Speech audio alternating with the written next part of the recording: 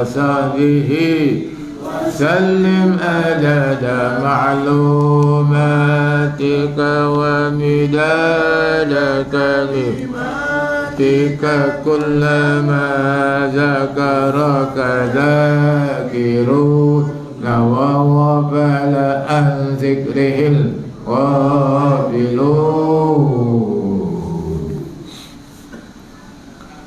Hadirin hadirat yang dirahmati Allah sekalian, alhamdulillah, bersyukurlah kita kehadrat Allah Subhanahu wa taala yang terus melimpahkan kurnia rahmat dan nikmat kepada kita yang tak terhitung banyaknya.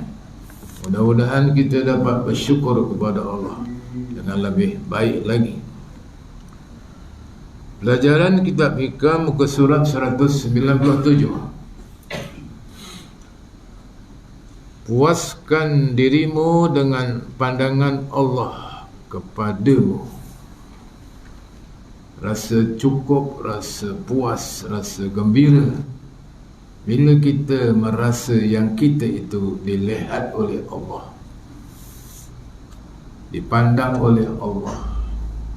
Maka kita pun ada juga perasaan bahawa aku ini diawasi oleh Allah Subhanahu wa taala.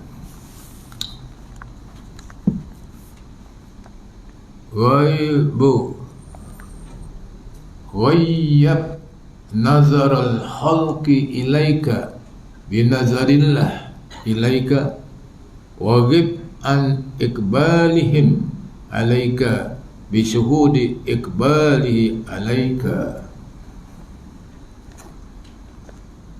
Hilangkan pandangan makhluk kepadamu kerana puas dengan penglihatan Allah kepadamu. Jadi tak usahlah kita mengharap pandangan manusia. Makna pandangan di sini bukan hanya dia melihat, iaitu dia menguji kita, memandang kita dengan pandangan yang baik atau pandangan yang tak baik. Makna dia memikirkan atau dia mengetahui hal keadaan kita, tak usah kita fikirkan. Baik atau buruk tak usah dipedulikan, hanya ingat kepada Allah, yang Allah melihat kita, itu lebih baik. Dan lupakan perhatian menghadapnya makhluk kepadamu kerana melihat bahawa Allah menghadap kepadamu. Ini martabat tinggi, selalunya digunakan di dalam sembahyang, iaitu makna ihsan. Ihsan itu anta'budallah ka'annaka tarahu fa illam takun tarahu fa innahu yarak. Baik dalam sembahyang, bagus sembahyang itu seolah-olah engkau dapat melihat Allah dalam sembahyang. Tetapi kalau engkau tidak dapat melihat Allah, Allah melihat kamu. Itu dalam sembahyang. Allah melihat kamu, maka betul-betul lah kita sembahyang, kita sedang diperhatikan oleh Allah, gerak-gerik kita, zahir dan batin, luar dan dalam. Jadi kalau di zahirnya itu, tetapkan pandangan kita pada tempat sujud. Zahirnya itu, tangan kita jangan menggaru-garu atau memegang janggut dan sebagainya. Kerana ada hadis Nabi sallallahu alaihi wasallam, seorang sahabat sembahyang, dia memegang janggutnya. Nabi bersabda, kalaulah dia khusyuk, tidak dia memegang janggutnya. Mana diingat pada janggutnya itu tak khusyuk namanya. Jadi di dalam sembahyang itu, mana tumpukan hati kita pada Allah, Allah sedang melihat.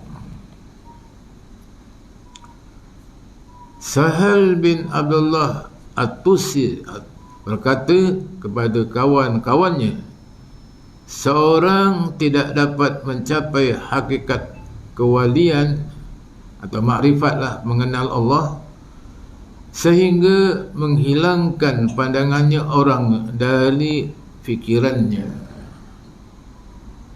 Jadi di mana menghilangkan pandangan orang dari fikirannya.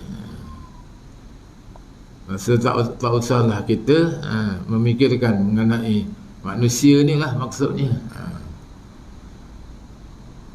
Kemudian sehingga tidak melihat apa-apa di dunia, hanya ia dengan Tuhan yang menjadikan dia. Tak melihat dunia lah, tak melihat apa-apa, apa yang dalam dunia dia tak lihat. Jadi menghilangkan pandangan orang dari fikirannya sehingga tidak melihat apa-apa di dunia, hanya ia dengan Tuhan yang menjadikannya. Sebab tidak ada seseorang pun yang dapat menguntungkan atau merugikan atau menghilangkan perasaan diri bahawa hawa nafsu, bukan bahawa, menghilang perasaan diri hawa nafsunya, sehingga tidak menghiraukan orang dan tidak segan atau takut kepada mereka apa saja yang akan terjadi. Di sini maknanya seorang yang sudah sampai martabat makrifatnya kepada Allah, dia tidak peduli pada manusia. Kau nak kata ke, kau nak puji ke, kau nak keji ke, itu mana pandangan lah, pandangan manusia ni. Dia nak mengkritik ke apa, dia tak peduli. Yang penting hanya kepada Allah. Jadi orang yang tidak hirau, tidak peduli di atas pujian atau cacian, itu mana pandangan manusia, dia berjaya. Dia berjaya kerana dia hanya menumpukan kepada pandangan Allah. Jadi hatinya itu dia bersih, suci, kerana dia sentiasa berzikir, mengingati Allah. Maka Tuhan meletakkan dia itu adalah mengikut apa fikiran dia, pandangan dia terhadap Allah. Jadi ini kalau seorang itu sebagai seorang pemimpin atau ketua, tentulah dia nak memikirkan rakyatnya, nak memikirkan rakyatnya, nak bantu, nak tolong, seperti banjir atau bantuan keuangan dan sebagainya. Dia kena fikir juga pemimpin ni. Boleh dia pimpin, tapi dia memikirkan hal keadaan rakyatnya itu, iaitu dia tidak lupa pada mengharap bantuan daripada Allah Subhanahu Wa Taala. Jadi kalau dia misalnya dia membantu orang-orang yang banjir sekarang ni, maknanya dibantu kerana Allah sebagai satu amal jariah. Dia suka menolong, suka membantu. Itu maknanya ada perasaan di dalam hati kerana Allah melihat, kerana Allah tahu. Melihat ni maknanya dia tahu, mengira, menghisap, itu makna melihat. Mengharap kepuasan dari semua manusia itu suatu tujuan yang tidak mungkin tercapai. Mengharap kepuasan dari maksud manusia, mengharapkan pujian, mengharapkan maknanya yang dia itu ada buat kebaikan lah. Itu tidak disuruh macam itu. Dan sebodoh-bodoh manusia siapa yang berusaha untuk mendapatkan apa yang tidak mungkin tercapai.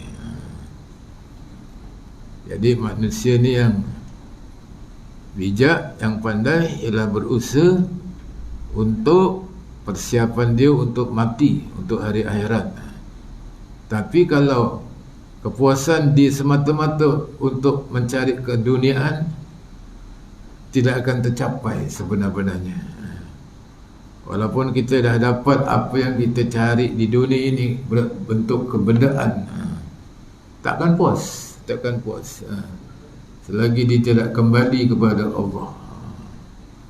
Mana manusia ni mencari kepuasan hidup. Jadi siapa yang mencari kepuasan untuk mencapai keduniaan ni tak akan dapat kepuasan, kecuali dia maknanya dengan Allah Subhanahu Wa Taala dia puas. Dan orang yang puas cukup itu, puas semana cukup, itulah orang kaya sebenarnya. Orang kaya yang sebenarnya ialah kita rasa cukuplah apa yang Allah Ta'ala beri pada kita, soal-soal keduniaan.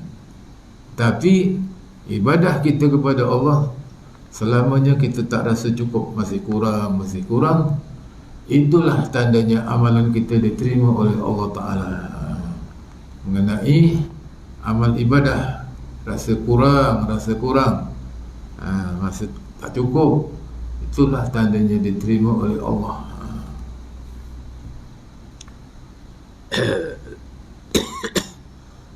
Luqman Al-Hakim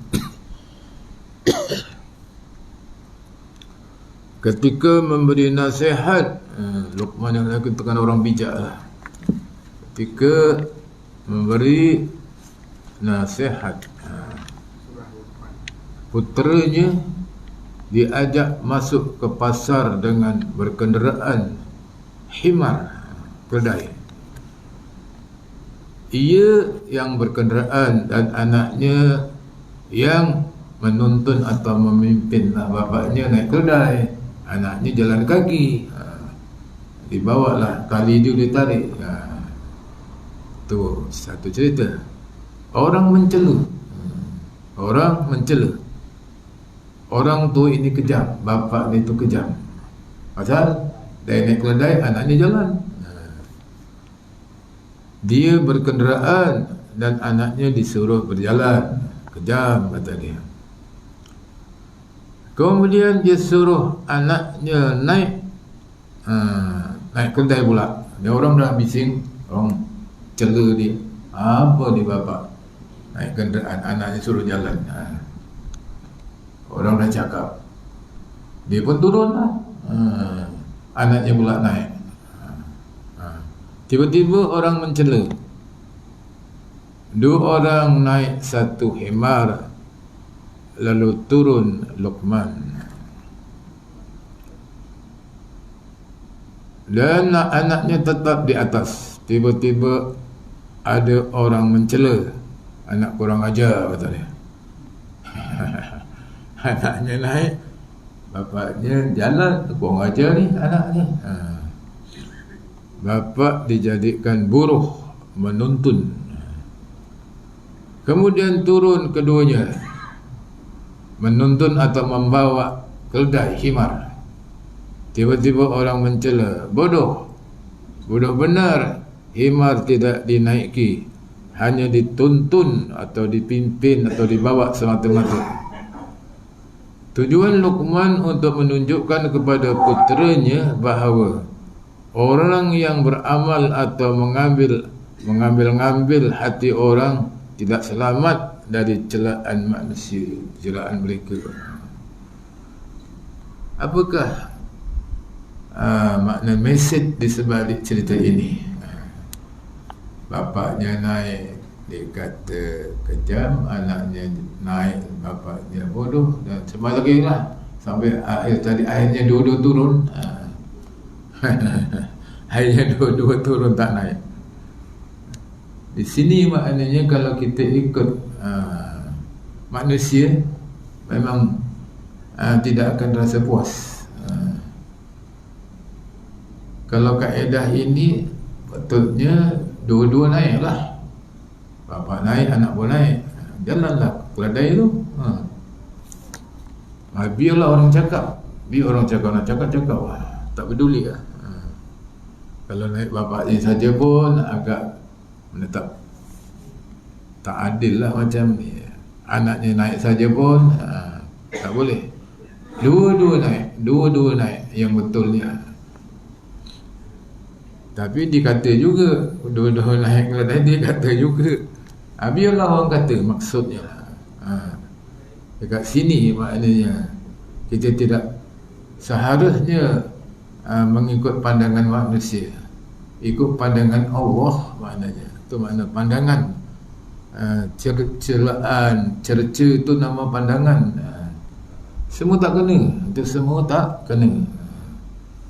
Jadi begitulah ragam manusia. Kalau tuan-tuan buat baik pun orang kata, buat jahat pun orang kata, diam saja tak buat apa-apa pun orang kata. Jadi buatlah apa-apa, jangan peduli cakap orang. Itu yang betul. Maknanya kalau kita fikir betul, buatlah. Orang akan kata, biar dia kata. Itu maksudnya mana ada pendirian di sini. Jangan peduli cakap orang. Yang penting kita dengan Allah.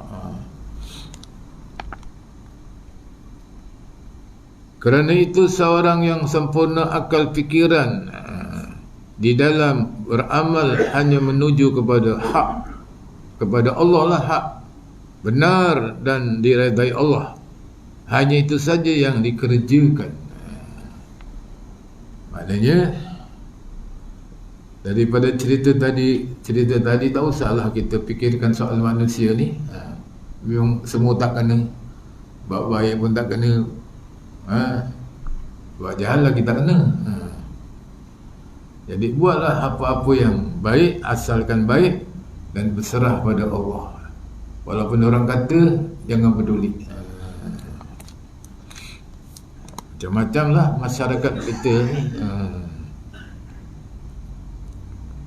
Muhammad bin Aslam radhiyallahu berkata, ada kepentingan apakah saya pada manusia, padahal sejak saya dalam punggung ayah. Apa maksud punggung ayah? Mana benih tu, benih lelaki dekat punggung tu, tulang belakang. Benih perempuan dekat dada dia.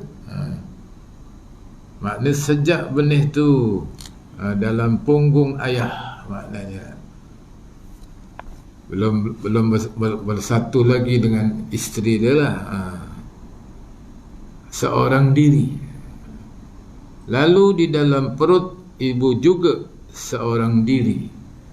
Bila ayah bersatu dengan ibu, bercantumlah benih ibu dengan ayah, jadilah janin anak pun seorang diri dekat perut.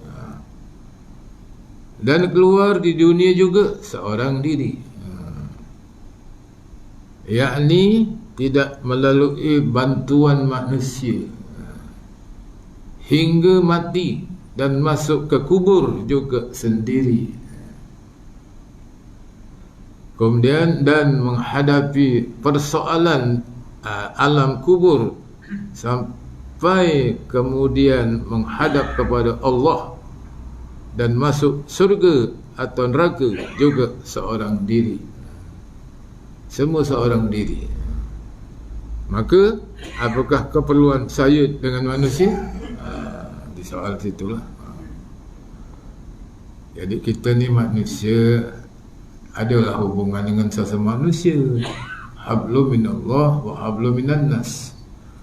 Tapi di sini banyak dia kena fikir soal hakikat sebenar. Kita hubungan dengan manusia, bantu-membantu, tolong-menolong dalam kehidupan. Maka bila kita dapat melaksanakan tugas kita sama manusia, maka pada hakikatnya itu adalah kurnia pemberian Allah yang memberi kepada kita. Kita tak boleh terpisah dengan hubungan manusia. Tuhan pun suruh hablum minallah wa hablum minan nas.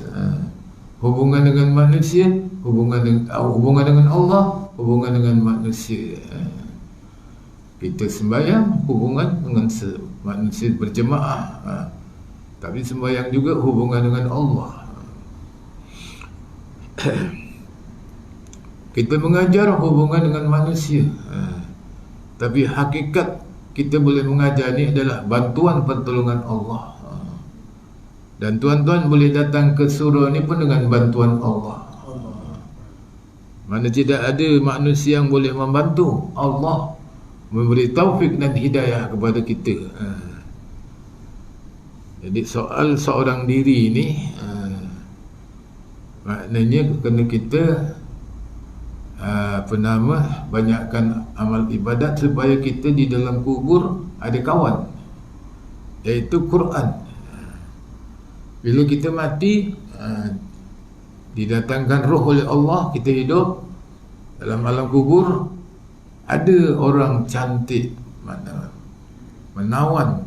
Orang mati tu tanya, engkau siapa? Aku Quran yang kau baca. Aku menjadi temanmu, aku membela-mu, aku hujah atau peguam sampai menemui Allah. Itulah kelebihan orang baca Quran. Jadi teman, tidak seorang diri lagi. Tapi kalau dia tak ada baca Quran, tak ada teman lah. Yang kita baca, waj'alhu hujjatan ya rabbal alamin. Jadikan Quran itu hujjah, hanya pembela di dalam alam kubur, alam barzah, dan juga di hari akhirat nanti. Dia akan bersama saja. Alangkah senangnya, bahagianya kita. Tapi kalau tidak, di seorang diri lah, di soal seorang diri. Al-Haris ketika ditanya tentang tanda orang yang sungguh-sungguh ikhlas kepada Allah, jawabnya, seorang yang benar-benar ikhlas itu, yang tidak menghiraukan dinilai apa saja oleh sesama manusia. Itu dinilai, mana dicerca ke, dipuji ke, dikata ke, manusia lah. Dia tidak hirau, itu ikhlas. Itu namanya orang ikhlas, tidak menghirau. Kau kata, kau keji, kau apa semua. Ini biasa sifat-sifat pemimpin. Sifat-sifat pemimpin memang banyak kena kata. Tapi dia tak peduli ni, pemimpin-pemimpin ni, katalah kau. Kalau dekat mesyuarat, dekat parlimen, kata mengata biasa je. Tapi dia ni jiwanya tinggi. Orang-orang yang sampai ke peringkat parlimen ni jiwanya tinggi. Dia tak peduli orang kata. Tapi kalau dia ada sufi, tasawuf, dia hanya ingat kepada Allah. Tak adalah dia merajuk kena kata ke apa semua, tak ada. Dia lawan lagi kerana Allah. Inilah jiwa, jiwa perdana namanya, tinggi jiwa ni. Dan seharusnya kita contohilah jiwa-jiwa yang besar namanya. Dia akan terus, dia takkan mengundur. Jiwa-jiwa besar ni akan terus mara maju. Dia tak peduli cercaan manusia. Itu nama orang ikhlas, iaitu dia tidak hirau dinilai apa saja oleh manusia. Dirinya dinilai bagus ke tak bagus ke, tak hirau, tak pelik. Dia hanya tumpu pada Allah Ta'ala saja. InsyaAllah ini kena kepada huraian sendirilah, nak melebarkan kepahaman ini untuk diri sendirilah. Macam-macam tu, bidangnya luas ni. Jadi di peringkat kampung macam kita ni, biasalah orang kena kata. Jadi jangan peduli lah, di pelajaran ni jangan peduli orang kata. Asal ikhlas ya, di mana orang ikhlas. Jadi asalkan ia sudah benar hubungannya dengan Allah, ikhlas dia hubungan dengan Allah. Hubungan tu makna ibadah lah. Sembahyang, zikir, wirid, baca Quran tu hubungan dengan Allah. Hubungan dengan manusia ni bercampur, bergaul, menolong, membantu, memberi. Itu hubungan dengan manusia. Dan tidak ada orang yang mengetahui walau sekecil debu dari amal kebaikannya ikhlas. Amal kebaikannya itu orang lain tak tahu. Maknanya kalau kita ibadat dekat surau ni, kita datang cepat ke, berzikir, berwirid, orang tahu. Tapi kita tak peduli lah, tentulah orang tahu. Dia ni rajin lah, datang cepat, beramal, berzikir, berwirid semua. Dia tak kisah orang puji ke, kau ni rajin lah. Tak masuk dalam hati dia. Kau rajin, berwirid, cepat datang. Dia tak hirau. Terima kasih aja lah. Tidak dimasukkan dalam hati Allah, dan tidak ada orang yang mengetahui walau sekecil debu dari amal kebaikan, dan tidak takut jika ada orang mengetahui amal perbuatan yang tidak baik. Sebab jika ia merasa enggan untuk diketahui orang kebusukannya, berarti ia ingin dipuji atau besar dalam pandangan orang, dan itu tidak masuk kelakuan atau akhlak orang yang benar-benar ikhlas. Kalaulah dia melakukan kesalahan, orang cela, orang kata, dia pun maknanya katalah, diterimalah maknanya. Walaupun dia buat tak betul, ada kesalahan, dikata orang, dia tak peduli, dia tak marah. Kalau dimarah maknanya ingin dipuji, ingin dipuji. Jadi kalau orang kata pun serah kepada Allah Ta'ala. Ini pelajaran agak susah sikit kita nak praktikkan. Maknanya kesimpulan di dalam pelajaran ini, kita tak usah fikir pandangan manusia, sama ada dipuji atau dicela. Tak, makna tidak peduli dia, hanya mengikut pandangan Allah, asalkan dia ikhlas beramal ibadah, terserahlah pada Allah. Dan dia mengharapkan agar amal ibadat itu diterima dan dia menjadi orang yang berbahagia hidup dari dunia sampai akhirat. Ada harapan, ada harapan. Kalau ada pertanyaan sebelum kita pindah pada tajuk lain, kalau ada. Kalau tak ada, kita teruskan.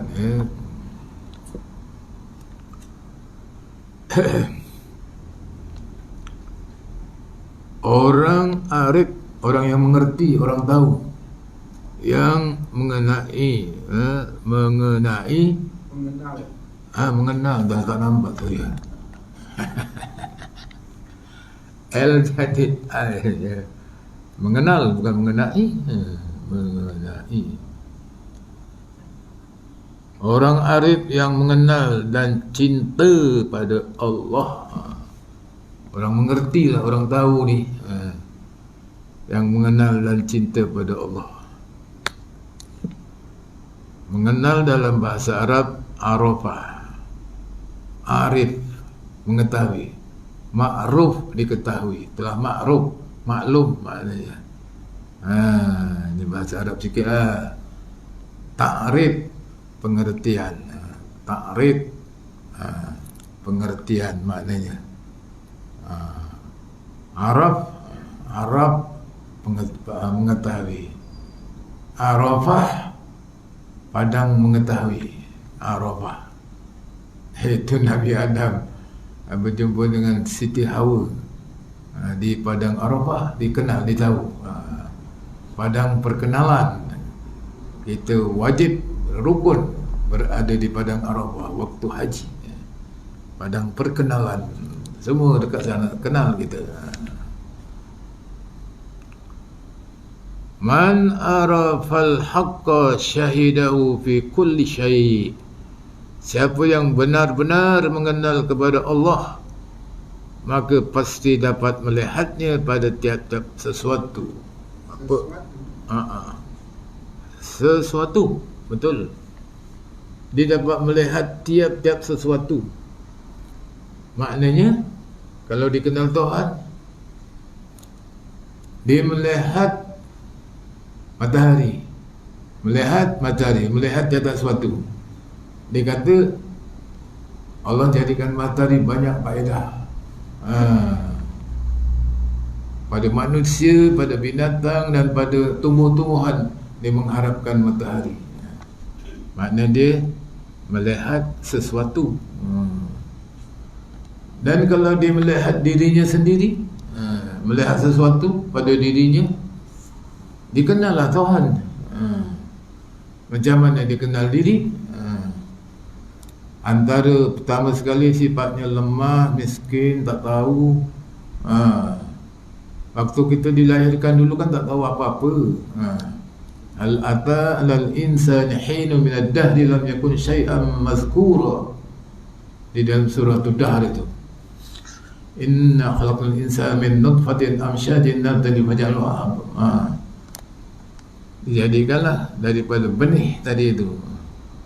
Dah lahir dalam dunia, jadi anak kecil tak tahu apa-apa, lepas tu dia belajar sampai besar pandai. Tapi bila dah pandai, terkadang dia lupa pada Tuhan. Dia tak ingat asal usulnya. Siapa yang memberi ilmu sampai dia pandai? Allah. Maka manusia bila hidup dia mengenal dirinya, sifat-sifatnya lah, mengenal diri sifat-sifatnya. Jahil, fakir, lemah, tak tahu apa-apa.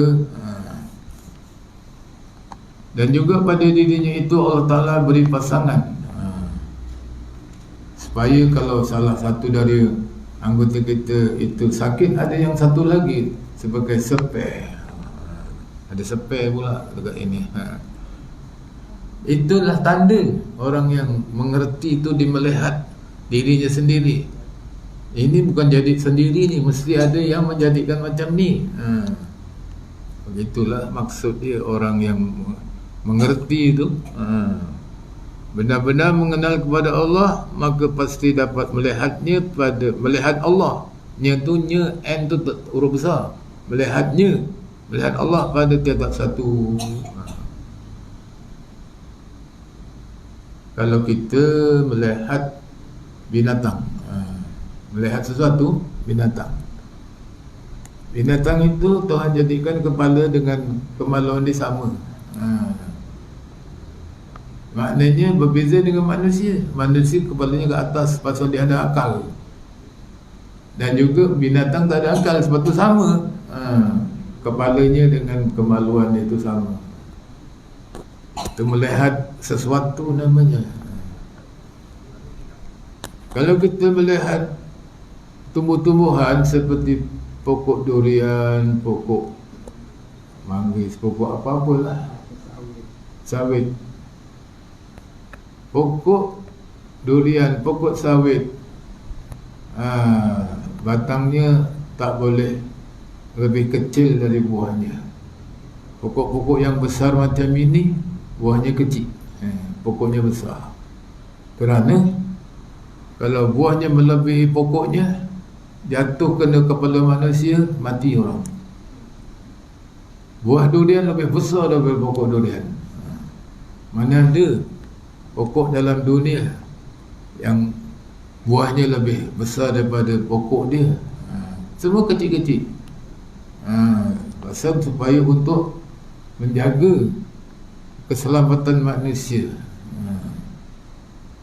Pokok duku, manggis, apa saja, buahnya tak boleh lebih daripada pokoknya.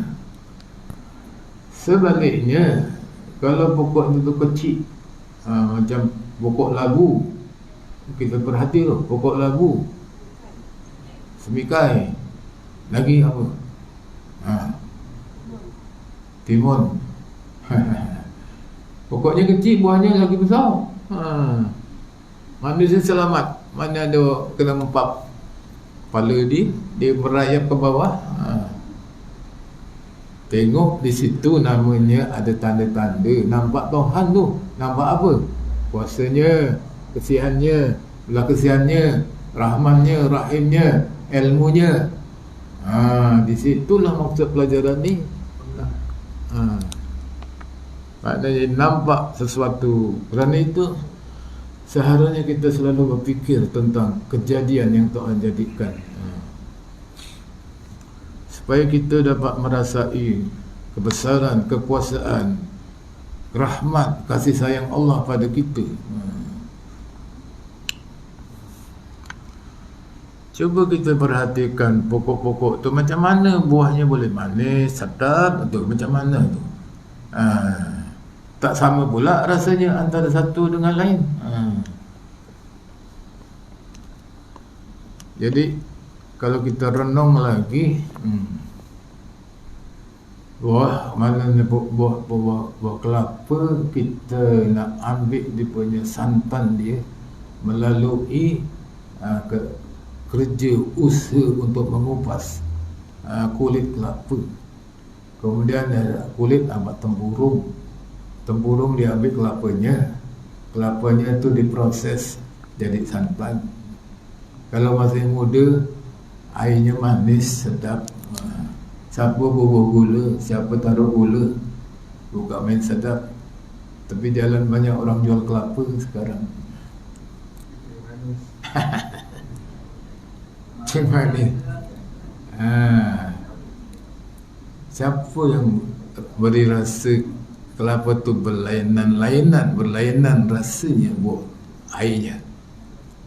Nombor satu sedap, kelapa pandan sedap, rasa pandan betul. Berbagai-bagai rasa, berbagai-bagai nama. Tu suruh kita lihat, renung supaya tahu maknanya pencipta Allah Subhanahu wa taala. Dalam hadis, man arafa nafsahu faqad arafa rabbahu.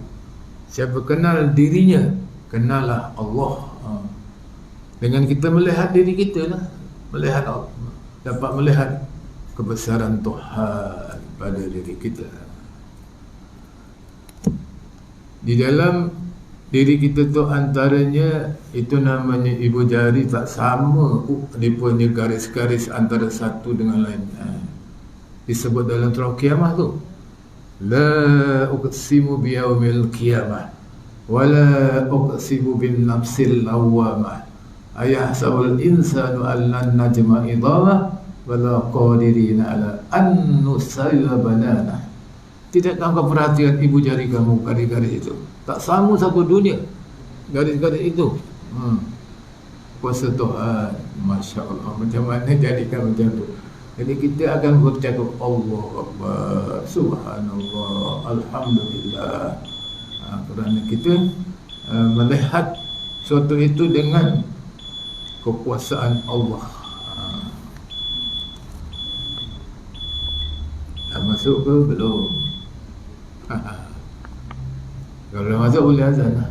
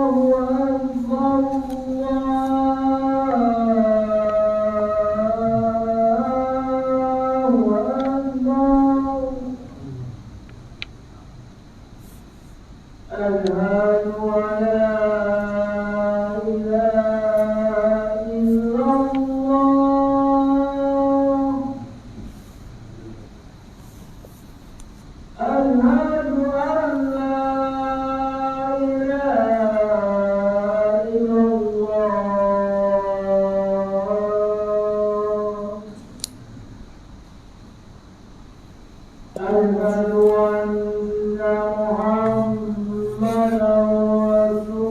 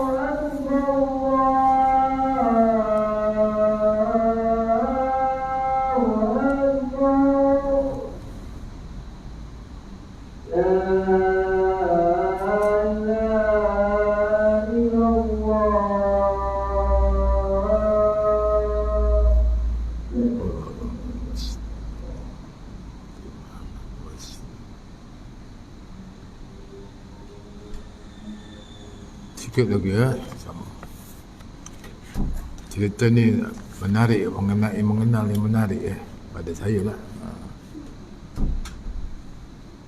Siapa yang benar-benar mengenal kepada Allah, dia tahu Allah ni, dia memang semua orang tahu, orang kafir pun tahu.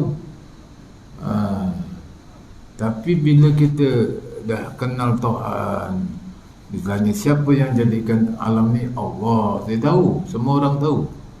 Tapi yang dekat sini ni, maka pasti dapat melihat Allah pada tiap satu tu yang payah agak jadi.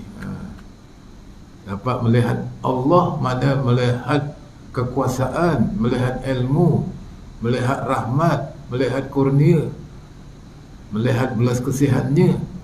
Di situ yang kita nak lihat pada sesuatu.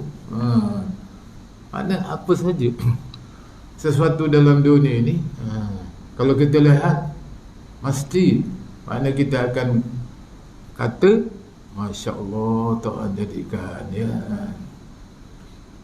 Antaranya Kaabah yang suruh lihat. Kaabah, tengok Kaabah. Macam mana kita datang ke situ, hati kita macam tenang aja, tak nak balik. Kuasa apa ini? Ada Allah Ta'ala jadikan Kaabah tu dia menarik. Ada graviti lah, ada tarikan, tak nak balik.